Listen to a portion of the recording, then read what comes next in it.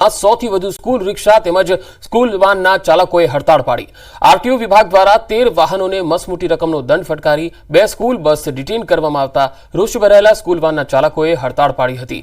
વિદ્યાર્થીઓને શાળાઓમાં લેવા મૂકવા માટે વાલીઓમાં દોડધામ મચી હતી। સ્કૂલ રિક્ષા અને સ્કૂલ વાનના ચાલકોને પરમિટ સહિતની જરૂરી કાર્યવાહી પૂર્ણ કરવા થોડો સમય આપવામાં આવે તેવી માંગણી કરાઈ।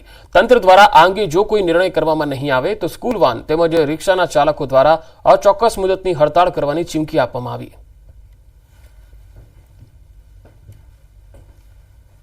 આરટીઓ માંથી અમને 15,000 10,000 એવા અલગ અલગ મેમા આપેલા છે, બરોબર। તો અમે રજૂઆત અહીંયા કલેક્ટર ઓફિસે ઈ કરવા આવ્યા છીએ અને આવેદન પત્ર આપવા આવ્યા છીએ કે અમને કલેક્ટરશ્રી દ્વારા કંઈક છૂટછાટ આપે અને અમને થોડોક ટાઈમ આપે કે અમે અમારા પેપર વર્ક કે બીજું કંઈક ફાયર સેફટી નું અમે કરી શકીએ। હવે અમે રાહ જોઈ રહ્યા છીએ કે એનો શું ચુકાદો આવે છે એ પ્રમાણે ત્યાં સુધી નિર્ણય આનો કોઈ નહીં આવે ત્યાં સુધી આ હડતાળ યથાવત રાખવાનું રહેશે। મોરબીમાં સ્કૂલ વાહન એસોસિએશન દ્વારા કલેક્ટર અને એસપીને આવેદનપત્ર આપી રજૂઆત કરી। મોરબી આરટીઓ દ્વારા કડક કાર્યવાહી કરવામાં આવતા વાહન ચાલકોએ કડક કાર્યવાહી સામે વિરોધ વ્યક્ત કર્યો। નાના વાહન ચાલકોને હજારો રૂપિયાનો દંડ કરવામાં આવતા વિરોધ નોંધાવ્યો। નવા નિયમો લાગુ પાડવા માટે સમય આપવા માટેની માંગ પણ એસોસિએશન દ્વારા કરવામાં આવી છે। સ્કૂલ વાહન ચાલકો પોતાના વાહનો સાથે મોટી સંખ્યામાં કલેક્ટર કચેરીએ પહોંચીને રજૂઆત કરી અને ટેક્સી પાસિંગ માટે શાળા તરફથી તેમના લેટર હેડ પર લેખિતમાં આપવામાં આવ્યું નથી, જે બાબતે મદદ કરવા રજૂઆત કરાઈ છે। ઘર ચલાવવું જરૂરી હોવાથી વાન દીઠ 14 વિદ્યાર્થીઓને રાખવાની મંજૂરી આપવામાં આવે તેવી માંગ સાથે સ્કૂલ વાહન ચાલકોએ વિરોધ નોંધાવ્યો હતો। અમને મર્યાદા આપે, થોડોક સમયની મર્યાદા આપે તો અમે ટેક્સી પાસિંગ કરાવી શકીએ, કારણ કે સ્કૂલ વાહનના જે ચાલકો છે એ બધા મધ્યમ વર્ગમાંથી આવતા હોઈએ।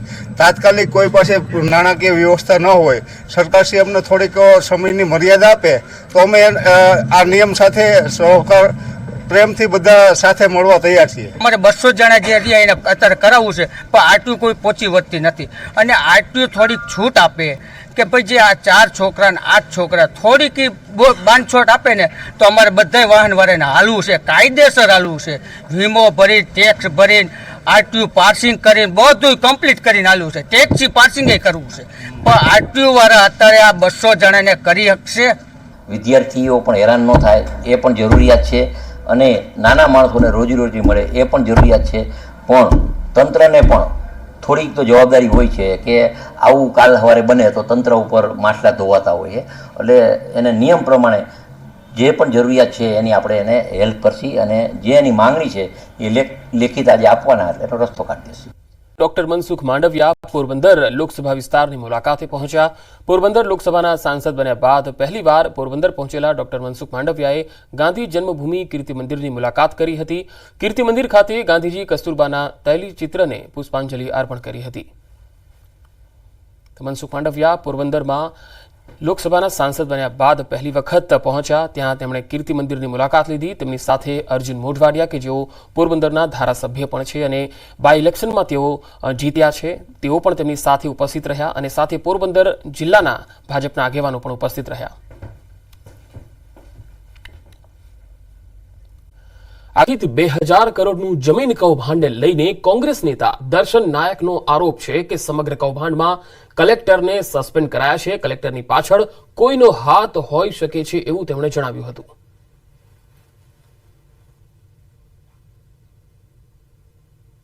સવાલ તો એ છે ને કે સરકારી પડતર જમીન ગણોતિયાના નામે બારોબાર થઈ શકે અને જો આ થઈ છે તો પછી કોઈ મોટા વ્યક્તિનું પીઠબળ હોઈ શકે એની પાછળ।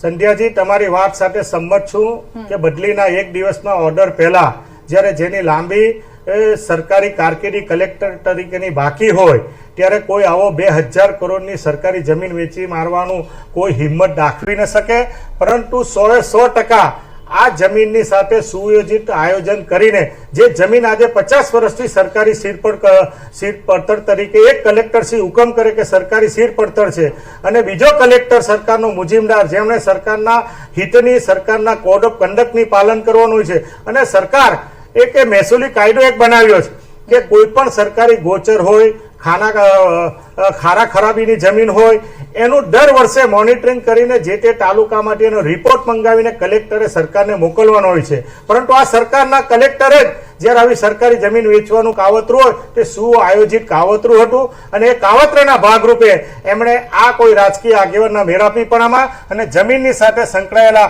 મોટા સુરત શહેરના માથાઓની સાથે મળીને કરોડો રૂપિયાનું જમીન, સરકારી જમીન આંચકી લેવાનું કે એના નામે કરીને વેચી મારવાનું જે આ કૌભાંડ કર્યું છે એ ચોક્કસ દેખાઈ આવે છે. કોઈ પણ રાજકીય આગેવાન એ આની સાથે, આ જમીનની ખરીદી સાથે કે કોઈની સાથે સંકળાય એવી માહિતી નથી, પણ જે પ્રકારની માહિતી છે, લોકોમાં જે ચર્ચા છે સુરત શહેરમાં ને સમગ્ર ગુજરાતમાં છે કે 2000 કરોડ રૂપિયાનું જમીનનું કૌભાંડ ફક્ત એક કલેક્ટર એક દિવસના બદલીના પહેલા કોઈ પણ રાજકીય પોતાના માથા પર હાથ મૂકો આકાની વગર સરકારના જે કોઈ જવાબદારો કે જે કોઈ હોય એની સંમતિ વિના કોઈ પણ તરફ શક્ય નથી, એવું સ્પષ્ટ મારું માનવું છે. કાઉન્સિલરના પ્રવાસનો એક વિડીયો વાયરલ થયો, જેમાં કાઉન્સિલરો દ્વારા ભગવાન શિવના ભજન પર ડાન્સ કરવામાં આવી રહ્યો છે. અજાણ્યા શખ્સે આ વિડીયો એડિટ કરીને વાયરલ કર્યો હતો. વિડીયોમાં પીલે પીલે ઓ મેરે યારનું ગીત મૂકી વાયરલ કરવામાં આવ્યું. દાહોદ નગરપાલિકાના બળવાખોર સભ્યનો પણ ઉલ્લેખ કર્યો હતો. કાઉન્સિલરોની છબી બગડી હોવાથી પૂર્વ પ્રમુખ રીના પંચાલે દાહોદ સાયબર ક્રાઇમ પોલીસમાં ફરિયાદ નોંધાવી છે.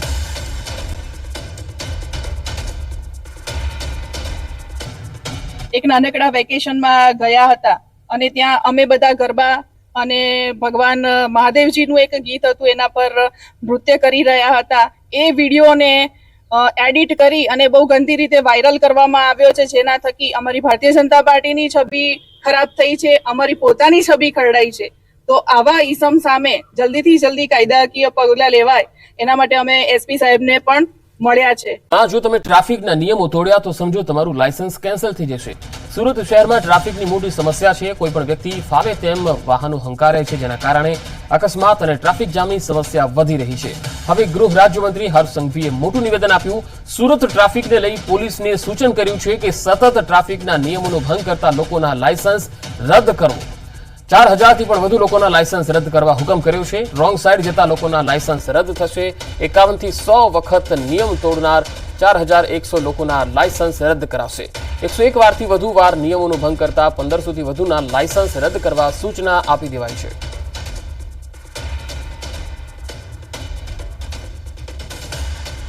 એકસો ને એક વાર નિયમ તોડનાર લોકો 1751 લોકો છે. આ 1751 લોકો અને 4931 લોકોના લાયસન્સ રદ કરવાની કાર્યવાહી કરવાની સૂચના આજે આપવામાં આવી છે. એને હુકમો અંગે આજે થશે મોટા ખુલાસા. દાહોદ પોલીસ કરશે આજે મોટા ખુલાસા. વધુ મોટા આરોપીઓની ધરપકડ પણ થઈ શકે છે. નકલી હુકમો મામલે તપાસનો ધમધમાટ શરૂ થયો છે. ખેતીલાયક જમીનોના નકલી હુકમો બનાવી કૌભાંડ આચરવામાં આવતું. પોલીસે 2 ફરિયાદ નોંધીને 3 લોકોની ધરપકડ કરી છે. આરોપીઓને જેલ હવાલે કરાયા છે. શૈશવ પરીખની વધારે રિમાન્ડ માટે ફરી ધરપકડ કરાઈ છે. કોર્ટે આરોપીના રિમાન્ડ મંજૂર કર્યા છે. રિમાન્ડ દરમિયાન વધુ કેટલાક ખુલાસાની પણ શક્યતા છે.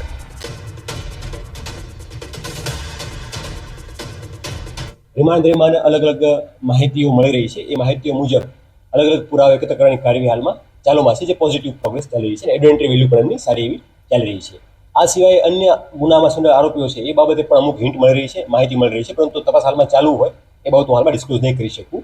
અત્યારે તે જમીન પર ન્યૂઝ 18ની ટીમ આવી પહોંચી છે અને આપ જે આ દ્રશ્યો જોઈ રહ્યા છો કે જે સાઈ સિટી નામનું જે એક સોસાયટી ઊભી કરી દેવામાં આવી છે, બહાર દુકાનો પણ નીકાળી દેવામાં આવી છે. જે ખેતીલાયક જમીન હોય છે તેના નકલી હુકમો કરી અને તેને બિન ખેતીલાયક બનાવવામાં આવ્યું હતું અને ત્યારબાદ જે તમામ જે કૌભાંડને આચરવામાં આવ્યું હતું, જેમાં હાલ પોલીસ દ્વારા 2 અલગ અલગ ફરિયાદના આધારે 3 વ્યક્તિઓની ધરપકડ કરી હતી, જેમાં હારૂન ઝકરિયા અને મુખ્ય આરોપી શેષવની પણ પોલીસ દ્વારા ધરપકડ કરવામાં આવી હતી અને ત્યારબાદ વધુ પૂછપરછ માટે તેઓના રિમાન્ડ પણ માંગવામાં આવ્યા હતા. ત્યારે તેઓને 9 દાડાના રિમાન્ડ આપવામાં આવ્યા હતા અને 9 દાડાના રિમાન્ડ દરમિયાન વધુ નામો ખુલી શકે તેવું એક વાત ચાલી રહી છે. જ્યારે કહી શકાય કે આ 9 દાડાના રિમાન્ડ દરમિયાન કયા મોટા મોટા નામો ખુલશે તે તો અત્યારે જોવું રહ્યું. સૌરભ ગેહલોત, ન્યૂઝ 18 ગુજરાતી, દાહોદ. સરપદળ ગામનો પુલ બેસી ગયો. રાજકોટ પંથકમાં પાછલા 2 દિવસથી વરસાદી માહોલ જામ્યો. સતત વરસાદ વરસી રહ્યો છે તેવામાં પડદરીના સરપદળ ગામનો પુલ અચાનક બેસી ગયો. નદીમાં વરસાદી પાણીનો પ્રવાહ છે. વરસાદના સમયે પુલ બેસી જવાના કારણે અલગ અલગ 8 થી 10 જેટલા ગામને અસર પહોંચશે. વધારે વરસાદને કારણે પુલનો કેટલોક ભાગ બેસી ગયો હોવાનું લોકોનું કહેવું છે. હાલ વાહન વ્યવહારને અસર પહોંચી છે. બે અલગ અલગ તસવીરો આપણે બતાવી રહ્યા છીએ. સરપદળ ગામનો જે પુલ છે બેસી ગયો છે, તૂટી ગયો છે. 8 થી 10 જેટલા ગામને આ પુલ જોડે છે. અહીંથી અવર જવર થાય છે, પરંતુ હવે આ પુલ બેસી જવાના કારણે લોકોની હાલાકી વધવાની છે. પાસેનો આ બનાવ છે જે સીસીટીવીમાં પણ કેદ થઈ ગયો. ચાલુ વીજ પોલ બાઇક ચાલક પર પડ્યો. રોડ પર વીજ પોલ ધરાશાયી થયો અને વાહન ચાલકોના જીવ તાળવે ચોંટ્યા. ચાલુ વીજ પોલ તૂટતા આસપાસના રહીશોમાં દોડધામ મચી ગઈ. બનાવમાં ઘાયલ બાઇક ચાલકને આંખમાં ઈજા પહોંચી હોસ્પિટલ લઈ જવામાં આવ્યો. રોડ પાસે વીજ પોલ જોવાય તો રહેજો સાવધાન. બે અલગ અલગ તસવીરો આપણે બતાવી રહ્યા છીએ. પહેલી તસવીરમાં જ્યારે આ વીજ પોલ બાઇક ચાલક પર પડ્યો હતો ત્યારની તસવીર છે અને આસપાસ મોટી સંખ્યામાં લોકો પણ જોવા મળ્યા. પ્રત્યક્ષદર્શીએ બનાવની કહાની પણ જણાવી. ભારે પવનને કારણે વીજ પોલ તૂટ્યો હતો. શું આ વીજ વિભાગની બેદરકારી છે? ચાલુ વીજ પોલ તૂટ્યો અને મોટી દુર્ઘટના ટળી ગઈ. જે સીસીટીવી છે તેમાં પણ જોઈ શકો છો આખી ઘટના કેદ થઈ છે.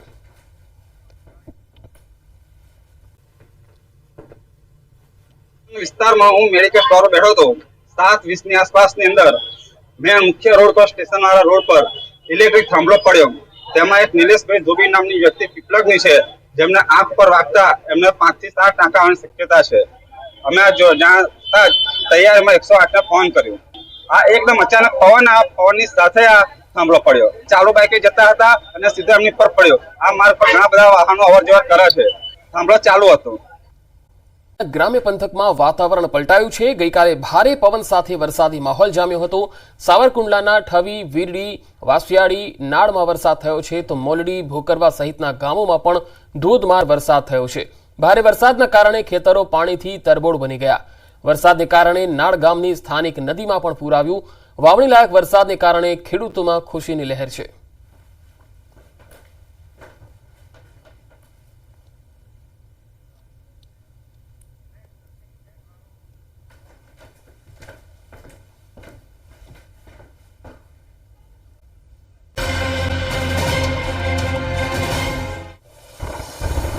ગુજરાતના ચોમાસા અંગે હવામાન વિભાગનું અનુમાન છે કે ગુજરાતમાં ચોમાસાની ધરી વલસાડ અને નવસારી સુધી છે.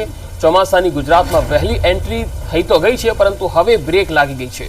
ગુજરાતમાં 6 દિવસ સુધી વરસાદની આગાહી છે. થંડરસ્ટોર્મ એક્ટિવિટી સાથે વરસાદ થઈ શકે છે. આજે 30 થી 40 કિલોમીટરની ઝડપે પવન ફૂંકાઈ શકે છે. જો આજની વાત કરીએ તો આજે દાહોદ, છોટાઉદેપુર, ડાંગ, નવસારી, વલસાડ, દમણ અને દાદરાનગર હવેલી ઉપરાંત અમરેલી અને ભાવનગરમાં વરસાદની સંભાવના છે. 24 કલાકમાં ગુજરાતના 25 તાલુકામાં વરસાદ થયો છે, જેમાં સૌથી વધુ પાલીતાણામાં 1.2 ઇંચ જેટલો વરસાદ નોંધાયો છે.